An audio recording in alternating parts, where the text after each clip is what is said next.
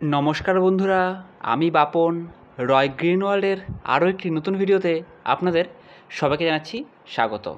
বন্ধুরা দেখুন কত সুন্দর জবা ফুল ফুটে রয়েছে। জবা গাছে এই সময় আমরা একটি তরল সার বা বুস্টার প্রয়োগ করব। এটিকে দেখতে পাচ্ছেন, এটি আজকে আমরা জবা গাছে প্রয়োগ করতে চলেছি।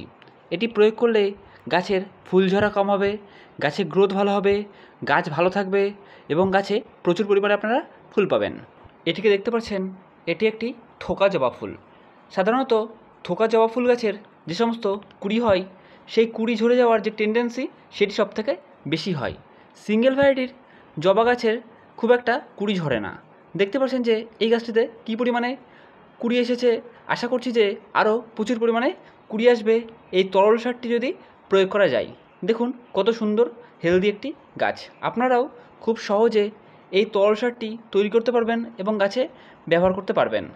তো বন্ধুরা আপনাদেরকে বলবো, অবশ্যই আপনারা এই তরল সারটি তৈরি করে নিন। এই সময়ে জবা গাছে মিলিবাগের সমস্যা দেখা দেয়। আপনারা চাইলে শ্যাম্পু জল বা ইনো গাছে ব্যবহার করতে পারেন, বা চাইলে একতারা গাছে স্প্রে করতে পারেন, তাহলে আর মিলিবাগের কোনো সমস্যা হবে না। বন্ধুরা আমার কাছে বেশ কয়েকটি ভ্যারাইটির জবা গাছ রয়েছে। দেখতে পাচ্ছেন যে কী পরিমাণে কুড়ি রয়েছে। আশা করছি যে আরও কয়েকদিনের মধ্যে প্রচুর পরিমাণে ফুল ফুটতে শুরু করবে।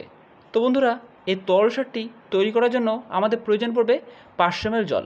এই 500 ml জলের মধ্যে আমরা প্রথমে যেটি প্রয়োগ করছি সেটি হলো হিউমিক অ্যাসিড।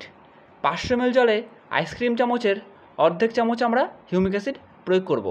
আর আপনারা যদি লিকুইড হিউমিক অ্যাসিড ব্যবহার করেন, সেক্ষেত্রে 1 লিটার জলে 1 ml ব্যবহার করবেন। আপনারা লিকুইড হিউমিক অ্যাসিড বা পাউডার ফর্মের যে কোনো ধরনের হিউমিক অ্যাসিড ব্যবহার করতে পারেন। এরপরে যেটি আমরা ব্যবহার করব সেটি হলো এপসাম সল্ট বা ম্যাগনেসিয়াম সালফেট। এই 500 ml জলে আইসক্রিম চামচের অর্ধেক চামচ ম্যাগনেসিয়াম সালফেট বা এপসাম সল্ট ব্যবহার করব। বন্ধুরা এই হিউমিক অ্যাসিড এবং এপসাম সল্ট গাছের যে শিকড় হয় সেটি দ্রুত বৃদ্ধি করবে এবং গাছকে ভালো রাখবে। এরপরে এর মধ্যে আমরা যেটি ব্যবহার করছি সেটি হলো রুটিং হরমোন। 500 ml জলে আইসক্রিম চামচের অর্ধেক চামচ রুটিং হরমোন ব্যবহার করতে হবে। তো বন্ধুরা এর মধ্যে আমরা মেশালাম হিউমিক অ্যাসিড, রুটিং হরমোন এবং ম্যাগনেসিয়াম সালফেট। এই তিনটি উপাদান গাছের জন্য খুবই উপকারী ভূমিকা পালন করবে।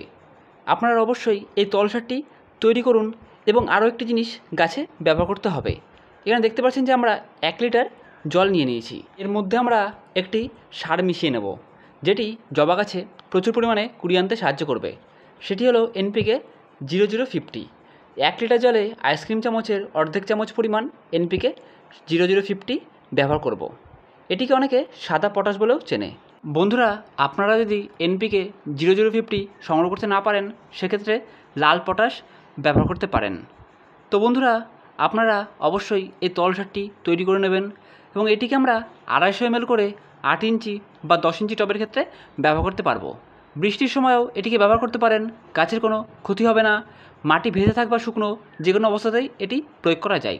দেখুন বন্ধুরা এই জবা গাছটি কতটা সুন্দর এবং ঝাঁকড়া হয়েছে। বন্ধুরা এই তিনটি উপাদান গাছের জন্য খুবই উপকারী ভূমিকা পালন করবে এবং বর্ষার পরে এটিকে অবশ্যই জবা গাছের ক্ষেত্রে ব্যবহার করবেন।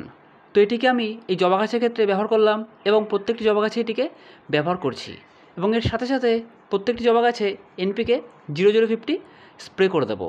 এবং NPK 0050 আপনারা বিকালের দিকে বা সূর্য ওঠার আগে গাছে স্প্রে করতে পারেন। এবং যারা এই NPK 0050 সংগ্রহ করতে পারবেন না, তারা 1 লিটার জলে 1 আইসক্রিম চামচের 1 চামচ লাল পটাশ জলে গুলে গাছে দিয়ে দিতে পারেন। লাল পটাশ গাছে স্প্রে করার প্রয়োজন নেই। বন্ধুরা জবা গাছে যতই পরিচর্যা করুন না কেন, কয়েকটি কুড়ি ঝরে যাবেই। কারণ এই জবা গাছের কুড়ি ঝরে যাওয়া ওয়েদারের উপরেও অনেকটা নির্ভর করে। তাই আপনাদেরকে বলবো, চিন্তা করার কোনো কারণ নেই। আপনারা ভিডিওতে দেখানো পদ্ধতিতে গাছে খাবার প্রয়োগ করুন এবং দেখতে পারবেন যে কুড়ি ঝরে যাওয়ার সমস্যা অনেকটা দূর হবে। এবং আপনাদেরকে বলবো জবা গাছে পরিচর্যা করুন, তাহলে দেখবেন প্রচুর পরিমাণে কুড়ি আসবে এবং প্রচুর ফুল ফুটবে। তো বন্ধুরা আজকের এই ভিডিওটি ভালো লেগে থাকলে অবশ্যই একটি করে লাইক করে দেবেন। চ্যানেলে নতুন এসে থাকলে অবশ্যই চ্যানেলটিকে সাবস্ক্রাইব করে দেবেন, যাতে আরও নতুন নতুন অনেক ভিডিও আপনাদের মাঝে তুলে ধরতে পারি।